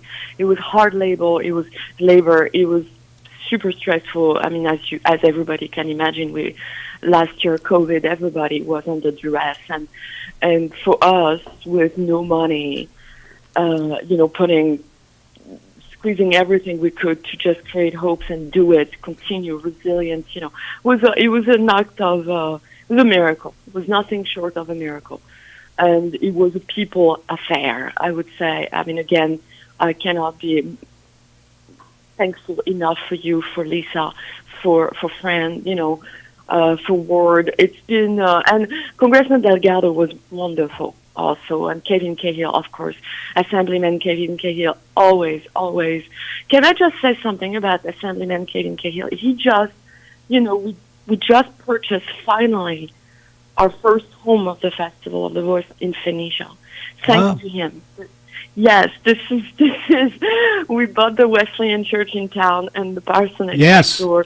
This is our office. We have great expectations for this building of doing more concerts during the year. We needed a home, and thanks to Assemblyman Cahill, we have a home. We fixing it. It takes a lot of fixing, but the whole community got together to do that. It's wonderful. I hope you guys will come and visit, and anyone that comes by Phoenicia should stop by at our office on 22 Main Street. It's fun. I've seen the photos on your Instagram page, and I see you. Maria's very persuasive, so she's never a problem getting people to volunteer and do hard labor. So, it looks like a great space. I wish I have that power, Rick, but it's really the cause. People have taken ownership on that festival. The community has, every day I am astonished by the generosity of people and how, I'm yesterday, I give you an example. I'm in the new office upstairs, and someone passed Maria, and I'm like, and I didn't know who that was. I was in a meeting. I go down, and there's 2 paintings on the table that someone decided to donate, and I'm like, fantastic. People, it's their place, and it has to be the people's place. It has to be a community place, an artistic hub. We hope to create this vibe, and it's easy because everybody's an artist in Ulster County. Commissioner Hine was used to say, this is like the county where there's the most artists by square footage. So it's true. And so everybody kind of took ownership. The whole town, Rob Stanley, all of the town executives there this is their festival more than me. So it's easy for them, easy for me to find goodwill, Well, we have. We're going to take a break, Maria. I have a couple more questions I want to ask you about, particularly the one you're directing. It sounds like it's going to be really Pagliacci, some of the things that you're doing to modernize it, and then I want to talk a little bit about, the future of the Festival of Voice. If you're planning on going back to Phoenicia next year, and some other questions. So we're going to take a break now, and we'll be back in a couple minutes. You're listening to Kingston Community Radio on WGHQ Kingston. On your radio at 920 AM and 92.5 FM, and also online at mykcr.org. Central Hudson reminds you, when you're doing yard work, safety matters. If you use a ladder, be aware of overhead electric lines, including the service wire that runs to your house. Even wooden ladders can conduct electricity with dangerous results. And be very careful if there are electric lines above or near a swimming pool, and you're working with skimmers, brooms, or other long-handled tools. Central Hudson wishes you a safe summer.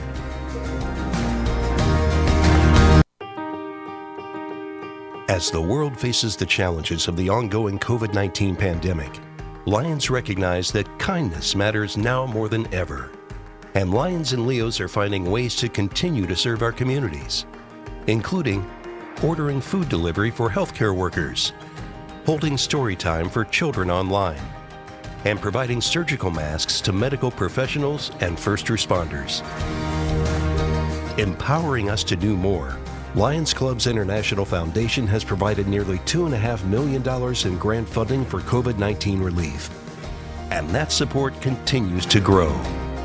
For more than 100 years, in times of need, Lions always find a way to help those around them. And after we emerge from this, we will be stronger than ever.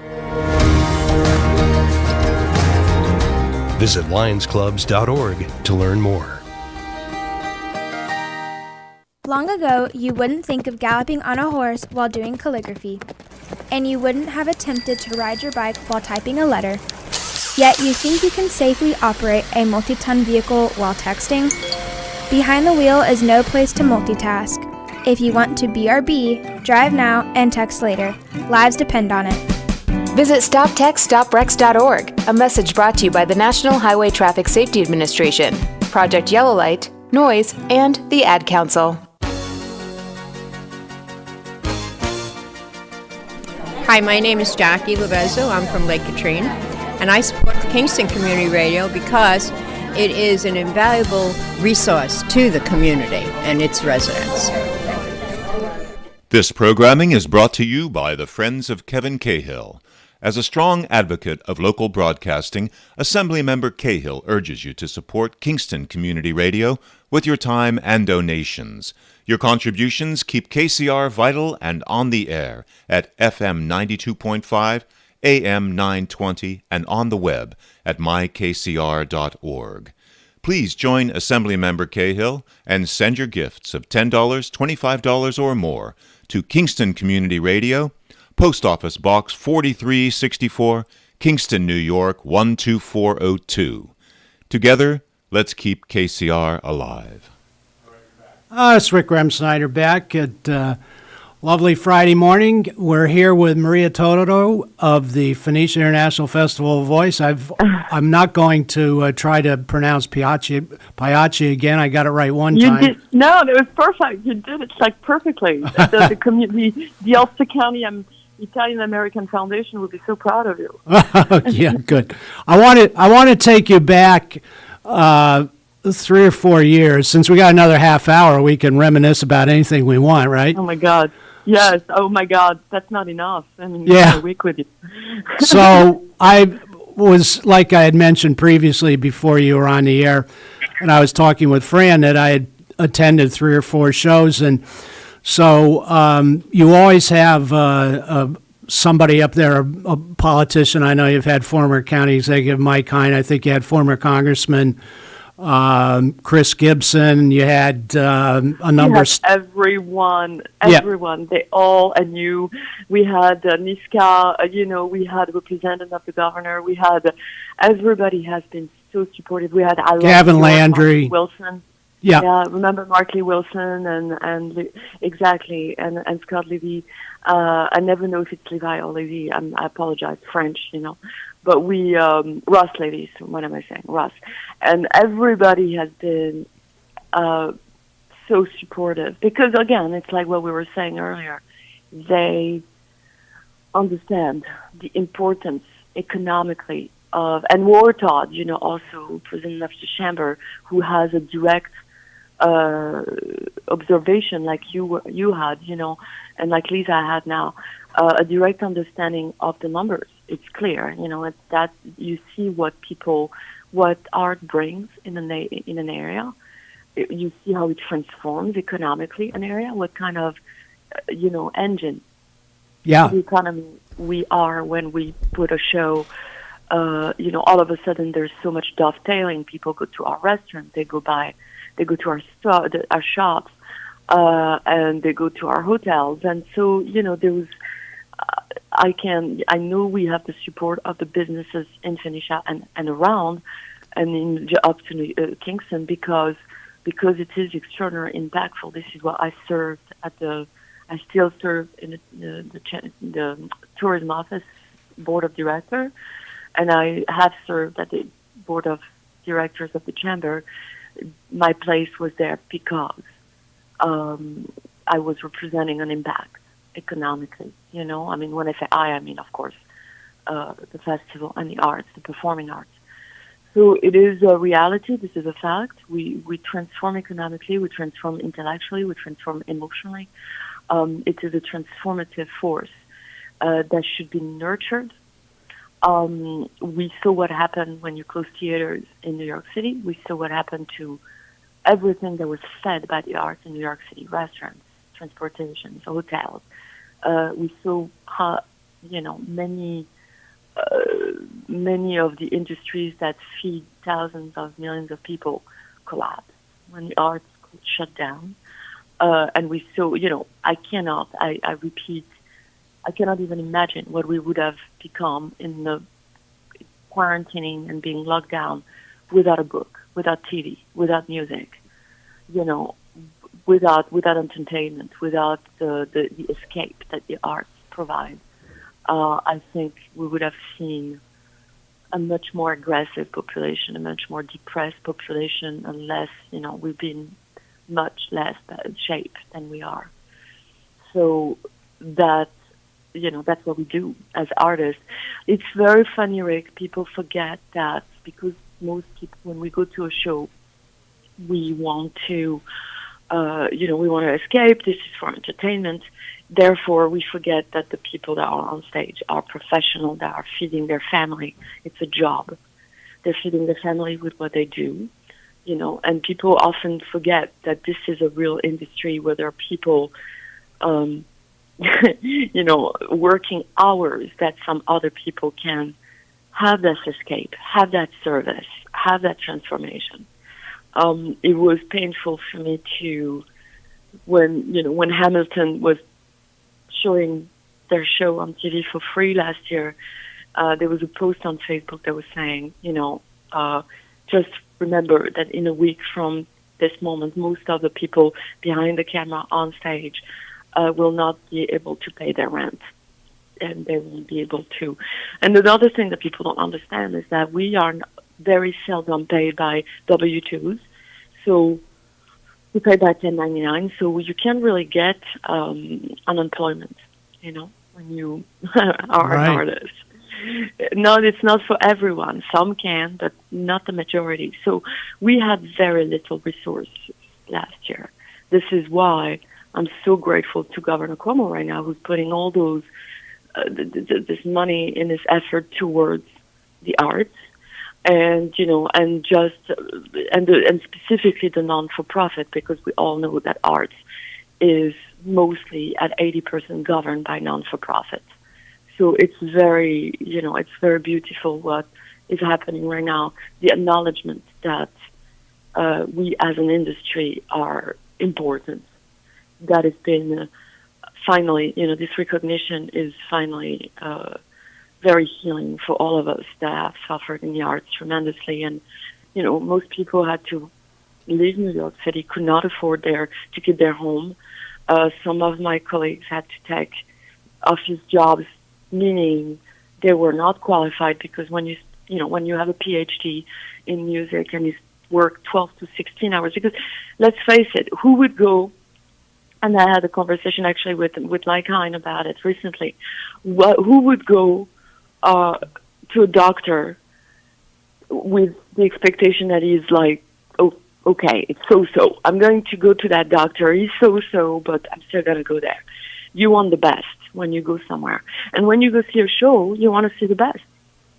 So in order to provide the best to you and provide an entertainment that you paid for, that you want, it means that those people on stage are working 12 to 16 hours a day, this is a real job. This is a dedication. This is not, there's this fantasy perception that artists are having fun. It's a hobby.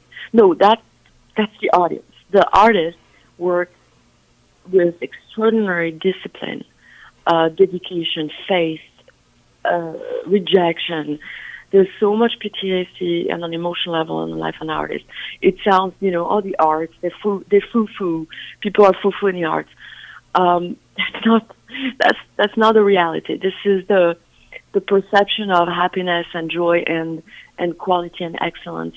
It's given to that you, the audience, can heal, that you can be transformed, that you can be encouraged, that you can be inspired and go back to your daily life with that sparks of inspiration that makes you do what you do the best. That's what art does. And this is, take away art in our society and we are not much different than animals. So, well, a lot of that, and you understand this, is accomplished by your lobbying efforts. I know that you've lobbied the governor's office, you've met with, and they've actually come down to the shows, the head of I Love New York, the marketing firm for the state, Gavin Landry and Ross Levi, and they've been very supportive throughout the years, correct? Absolutely, and this is because they know the importance of the arts. They understand what culture, you can't, how can the brain grow without being nourished with this, inspiration is what pushed everyone to do anything. You need inspiration when you're a doctor. You need inspiration when you're a lawyer. You need inspiration when you're a student. You need inspiration in all area of any businesses. You need the respite. And beauty is healing. Beauty is, there is, I can go on and on about the necessity of being exposed to beautiful things, wherever level, wherever beautiful things that make you think, that make you cry, that make you feel your emotions. That's what triggers your humanity. You take those things away, and we would miss tremendously. And I don't think we could sustain existence without that kind of influence of the arts in general. There's a misconcept, and yes, COVID gave me the opportunity, Rick, to advocate for my colleagues and myself and what we do. People think, the festival, they're putting shows together, but what they don't necessarily see, and I had to explain, and I'm taking the example of the festival, but it's really what every single of my colleagues are going through that are in the arts. I had great conversations with Myra Blashin, with Joe Concrow about all those things. Joe is being amazing. It's super supportive too, by the way, and Myra too. With the discussion we had, where that again there's a misconcept about what an artist is, what the arts are, and the impact it really has in our society. And the people, most people don't think about it because it's a secondary, it's not, we are so plunged in our lives, we're so surrounded with artistic decisions. The way you wear your clothes, the way you decorate your home, the radio, the music you listen to the radio, the shape of your car, all those are artistic decisions. At some point, there's a man or woman that had a vision, and an artistic vision, an aesthetic vision. You take those things, people don't realize this, but I have to say that when you start explaining, people are very receptive because it touches all of us. It is, and COVID gave me the opportunity to advocate this way because people were very, very low. Everybody needed comfort. And guess what? In moments of crisis, in moments of wars, in moments of pandemic, in the history of humanity, when things went wrong, artists picked up the slack, always. And this is when just go talk to the violinists in the concentration camps in Auschwitz, the people that took their voice singers that just start bursting in song to when the Titanic was sinking, the musicians start playing. Right. It's always, and this is, this is where we make sense. In moment of crisis, artists will be the ones leading the way. Well, you're mirroring society, and You're 100% right. And the thing, it would have been very easy for you to take a hiatus last year, and I'm glad you didn't, because you were one of the very few, entertainment, probably the only entertainment other than online movies or something provided by the Woodstock Film Festival, because everything else closed down. So kudos to you and everybody else for continuing at Tech City last year. And I have to say, we are so blessed in Ulster County. I've found not only you guys at the Phoenician International Festival of Voice. By the way, this is Rick Remsnyder talking to Maria Totoro of the Phoenician International Festival of Voice. If you'd like to call in, we still have another 10, 12 minutes, 331-9255. But in my 15 years as a tourism director, I have found not only are artists and entertainers in Ulster County super talented, we don't need to go into the list of them, but whenever we needed something to help promote tourism and hospitality in our county, you guys were there, whether it would be coming to the not that I've had anything to do with this, but I know Ward Todd from the Ulster County Chamber, you would be there at 7:30 in the morning performing at one of their breakfasts. I had you guys out at the Ulster County Fair, which might not have been the grandest venue. I sang with a llama, I remember. Yeah. And then... with my first duet with a llama. Yeah, the llama, right. That's right. I forgot about that. Yeah, very interesting. But, when we needed a video, we reached out to the late Levon Helm, and he helped us for 4.5 minute video and donated an entire day working on it for us. And, Myra Blaustein at Woodstock Film Festival, and, absolutely, Chris Silva of UPAC, we could go on and on, how caring and giving and compassionate you artists are, and you're like a beacon of light in Ulster County. So kudos all to you guys. You always knew that. And Lisa knows that too. We feel very supported, and it's wonderful that... And I was telling to Wartot when I was on the board of the chamber, I wonder how many Chamber of Commerce have actually a representative of the Arch sitting in their board around the table. I said, you guys, there are all the corporations, and everybody was there. And there was an acknowledgement from a pure economical perspective of the importance of the impact of the arts. And Ward made that statement, when he invited me on the board. He just, knew, like you guys, he knows what it does to an area when you inject art. It just boomed the area, and an area that was depressed is no depressed anymore. So it would be a big mistake to neglect the impact, the economical impact. Also, the healing power of the arts, and we had a president is a doctor, Dr. Lobet. And we had, during COVID, we had access to all the information of, mentally what art does to someone. Music, what does music to someone. And I'm going to push it to tell you that, in UK, and I've offered my services, and it's still offered, for people that have suffered with COVID, because it's a respiratory problem. We opera singers, this is our expertise. And so in UK, they have combined opera singers with former COVID-19 patients. And opera singers' technique has helped some COVID-19 patients to recover the breathing, the vocal cords usage, the diaphragm, the mechanism of this. So we've been helping doctors. And I'm absolutely open. I have said this to many people. I am absolutely open to collaborate with whomever needs. Free, I'll do it for free. If some people are listening here and they have suffered, and they want to try this experimental approach. We're not doctors, but we're expert in breathing, and we're expert in the usage of the upper respiratory system, and so use us.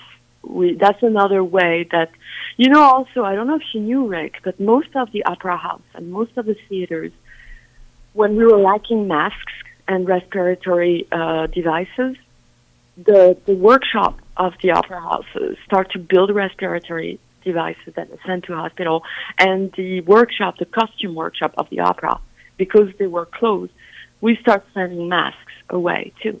Minnesota Opera have sent, I don't know, they took I don't know how many million of masks have been sent in the U.S. to the hospital because of opera companies. That was an immediate reaction too.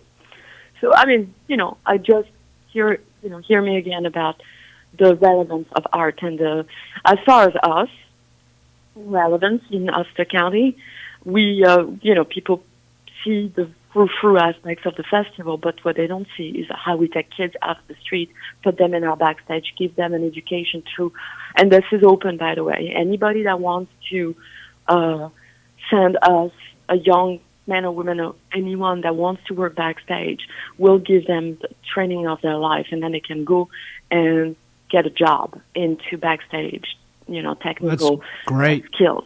How do they get in touch with you, Maria? What's the easiest way? Website. Yep. The website. Phoenicia Voice. Go, on our website, PhoeniciaVoiceFest.org. Yep. And there's also ticket information there. Before I forget, tell me the dates again, and how much is it for cars? It's so cheap. So the dates are from August 27, 28, 29. Yep. We have New York City Opera Teatro Grattacielo with us. We're presenting opera that you're going to absolutely love in a way you're going to absolutely love because you're immersed and it's relevant and it's compelling. So come have your glass of wine with us there. And the tickets range from $50 per car. So if you want to be six in your car, you can. You're still paying $50. It ranges from $50 to $200 per car, and of course the 200s are more like the front rows. It's very, very easy to look at the chart in the website, again, PhoeniciaVoiceFest.org.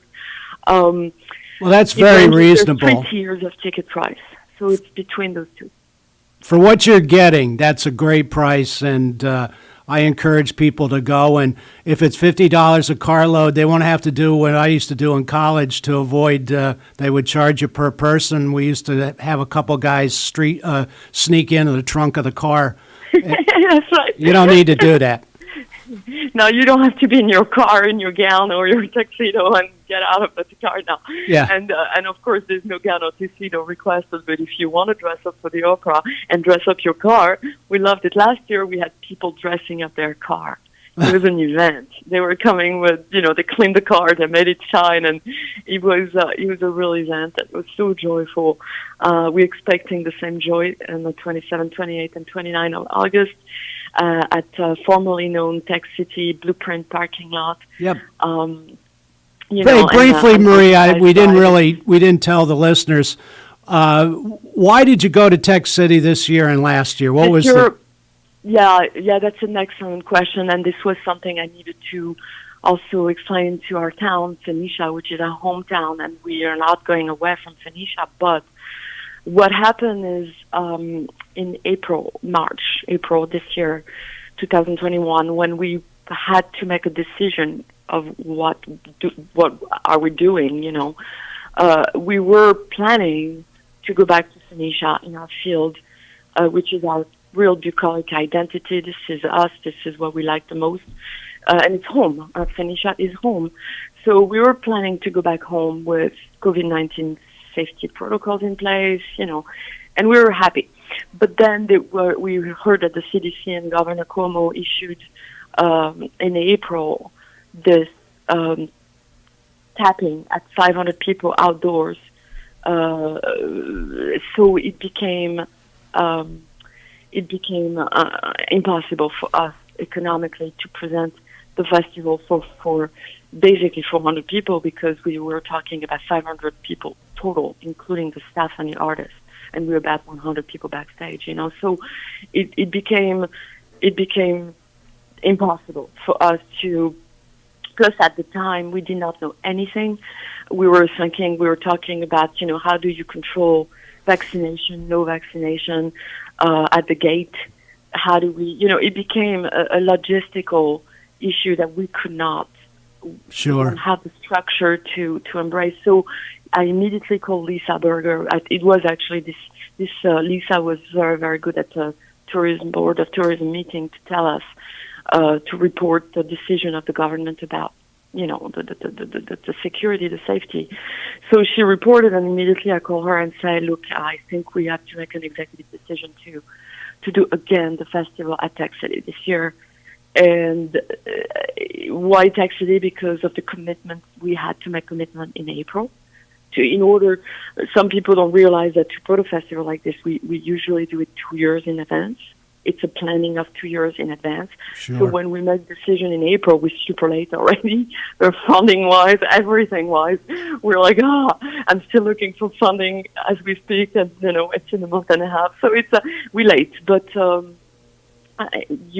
we're doing it, of course, but April was we had to commit to our vendors, to our artists. Otherwise, nothing happened. So we had to make a decision. Sure. And this sounded the safest. Well, and we knew, for having done it last year, we knew that this would, whatever state we are in with COVID, we knew that we could still do, because we did it last year in the midst of COVID. So whatever we would be in, we could still do a drive-in safely and have everybody super safe and protected. So we opted for safety. All right. Well, Maria, we're just about out of time. I want to thank you for coming on this morning. I wish you a lot of great success. I want to say one of the highlights of my tourism career is when you had me up on stage conducting the orchestra for the Star Spangled Banner, which your husband Louis didn't warn me about until the last second, but I think it went off okay. But anytime you're a treat. You're a treasure. Keep on trucking, and we'll see you out in late August out of Tech City, okay? We are so grateful for you guys. Thank you for this opportunity to share with everyone this morning. I'm grateful, and I can't wait to have all of you coming 27, 28, 29 in Tech City, see those beautiful operas we're putting together with my colleagues. All right, Maria Todaro, thank you very much. And Thank you. Lawrence, a great show. Have a great weekend. And you too. Hit them long, hit them straight, and we'll be back on Monday with Medical Monday. Okay. All right, have a good weekend, Rick. Thank you.